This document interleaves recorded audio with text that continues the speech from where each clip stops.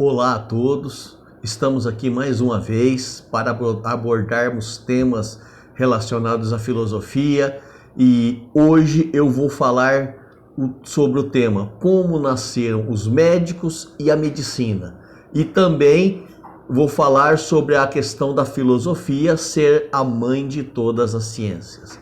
É sabido de todos que os egípcios eram uma civilização altamente avançada e evoluída para sua época.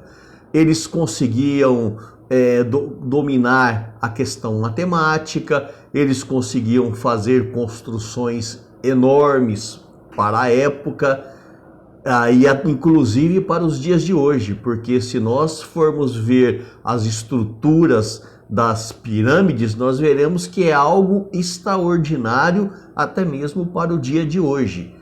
E também eles eram muito avançados na questão da medicina. A própria mumificação, ela é muito complexa, porque a mumificação, ela é uma questão da medicina. Então existia uma prática, um conhecimento de anatomia, um conhecimento de corpo humano muito grande para se mumificar os mortos. E eles, por serem um povo altamente evoluído para a época, existia ali vários tratamentos médicos que eles praticavam. No Egito Antigo, então, eles praticavam a medicina. Só que a Grécia Antiga, ela desenvolveu uma forma de medicina diferente das que os egípcios praticavam. Na Grécia, a medicina ela era tratada pelos sacerdotes nos templos religiosos. Era um tratamento mítico e religioso muito distante do tratamento médico, da patologia e da anatomia em si. Então, dentro da mitologia grega, existia ali o centauro, que era metade homem e metade cavalo, que ensinou aos homens a arte de curar os males. Então, o centauro Quiron ensinou os homens a arte de curar os males. Diz aí a mitologia que o centauro, ele tinha como discípulo Esculápio, que era chamado o médico e que tinha o símbolo da serpente. Ainda hoje, a serpente é o símbolo da medicina. Os doentes, então, eram levados para o templo e as práticas eram práticas mágico-religiosas, com nada medicamentoso ou medicinal em si. Aos poucos, ao lado dos sacerdotes de Esculápio, surgiram aqueles conhecidos como médicos leigos, que eram pessoas que começavam ali, juntamente com os sacerdotes, ali, analisarem ali os doentes e as doenças, e essas pessoas, esses médicos leigos, eles passam, conforme o tempo avança, o tempo passa, eles passam a receber os doentes em um lugar mais apropriado. E ali eles vão procurar compreender a doença, vão procurar entender o que está acontecendo, mas de uma forma não místico e nem religiosa. Para a preparação desses médicos, esses leigos médicos, surgiram as escolas, que para onde iam os doentes, e esses leigos médicos aí, então, começaram a descobrir sobre anatomia, sobre o funcionamento do corpo e distanciando assim das questões místico-religiosas da época. Então a medicina, ela foi uma criação grega. Foi a mentalidade científica grega que tornou possível a constituição da medicina como ciência. Qual é a diferença da medicina grega para a medicina que os antigos egípcios praticavam? Os egípcios, eles não se preocupavam em sistematizar os conhecimentos médicos. eles não se preocupavam em organizar, em escrever, descrever e prescrever os tratamentos. Já os gregos, a importância dos gregos como criadores da medicina do mundo ocidental é que os gregos teriam sistematizado, elaborado, criado códigos, criado uma série de escritos relacionados ao tema. Hipócrates, ele é conhecido como o padroeiro da medicina, o patrono da medicina, e ele é o fundador dessa medicina científica.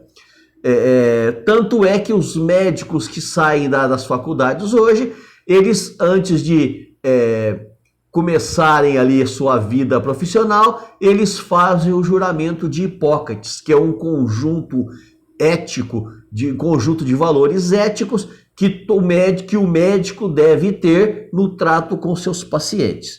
Então, Hipócrates, ele ensinou medicina em Atenas, e Platão e Aristóteles o consideravam o grande médico.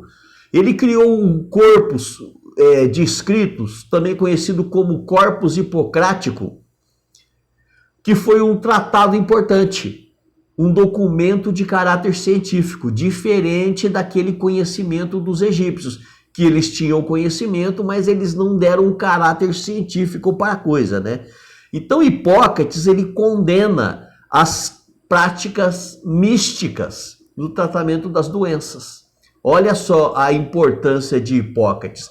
Ele passa a não aceitar aquele tratamento dado pelos religiosos, que vão tratar de forma místico, uma mistura de misticismo com religião, mas nada físico, nada patológico, nada evidente no tratamento das doenças.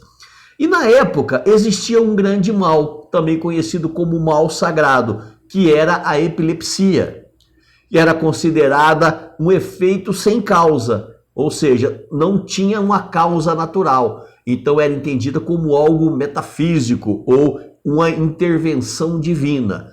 Hipócrates teria se levantado contra isso. Ele iria dizer que a epilepsia era uma patologia, era uma doença, tão doença quanto todas as outras que a medicina da época se deparava. Então ele começa a quebrar essa questão mística da doença. Então ele ensina que assim como as doenças que produzem febre e outros sintomas, a epilepsia é uma patologia. E aqueles que buscam curar com atos de magia são impostores. Então a medicina é devedora da filosofia. E quem disse isso foi o próprio Hipócrates. Nesse sentido, o Hipócrates, ele criou uma série de questões, né, éticas para as práticas médicas. Uma das questões, ele vai dizer o seguinte, ele cria um código de ética, e dentro desse código de ética diz assim, o que ele escreveu: aplicarei os regimes para o bem do doente, segundo o meu poder e entendimento, nunca para causar dano ou mal a alguém.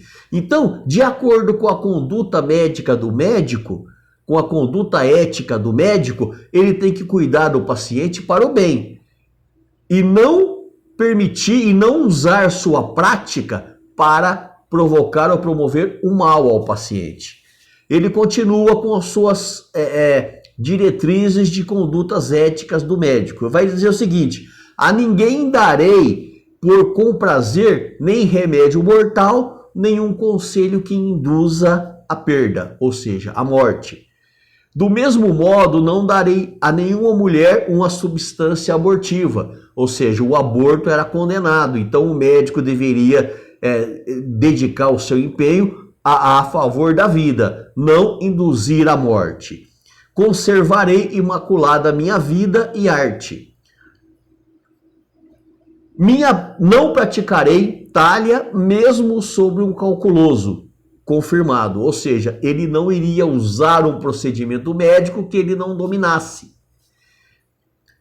Em toda a casa, aí entrarei para o bem dos doentes, mantendo-me longe de todo o dano voluntário e de toda a sedução. Ou seja, o paciente, o médico e o paciente nunca devem se envolver sentimentalmente. Aquilo que no exercício ou fora do exercício da profissão e no convívio da sociedade eu tiver visto ou ouvido, que não seja preciso divulgar, eu conservarei inteiramente secreto. Aquilo que é falado dentro do o ambiente médico ali, dentro do consultório médico, deve ser preservado de maneira sigilosa.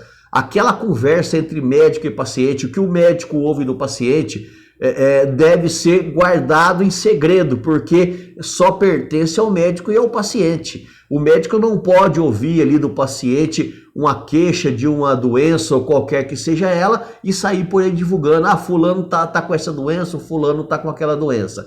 Então, Hipócrates, ele foi fundamental para que a medicina se desenvolvesse, através dos seus tratados, dos seus estudos e da separação entre a doença e o misticismo. Para Hipócrates, a doença era algo físico, não tinha nada de místico, e isso foi importantíssimo. De certa forma, ele reconhece que a medicina e a ciência, ela deve muito à filosofia. Por quê? A filosofia é considerada a mãe de todas as ciências. Quando o homem começou a fazer ciência, ou melhor, quando o homem começou a filosofar, aí ele começou a fazer ciência. E a própria matemática, a própria química, a biologia, a física, a astronomia, todas elas, antes de se tornarem independentes, elas faziam parte da filosofia. Então a filosofia é a mãe de todas as ciências, no sentido de que ela gerou as demais áreas do saber. Com a Idade Moderna, com o passar do tempo no modernismo, na Idade Moderna, essas disciplinas, matemática, química, biologia, física, foram se desprendendo da filosofia e se tornaram disciplinas autônomas e independentes, assim como a medicina, que surgiu debaixo dos braços da filosofia. Portanto, a filosofia é a mãe de todas as ciências. E no próximo vídeo eu irei abordar também temas importantes e relevantes. Até a próxima.